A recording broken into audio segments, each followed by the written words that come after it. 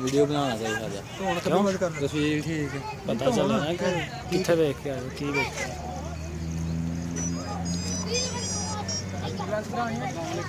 develop करवा लो क्या कर लांगे तिलानियां ले ली मेरे कोल ही होणगे मोबाइल जो उतो ले लियो ना बस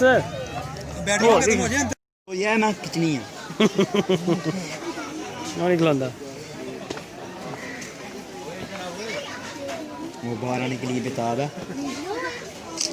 मैं खिंची है एक और नहीं है कोई यार खिलाਉਂਦੇ नहीं है मना हो किस तरीके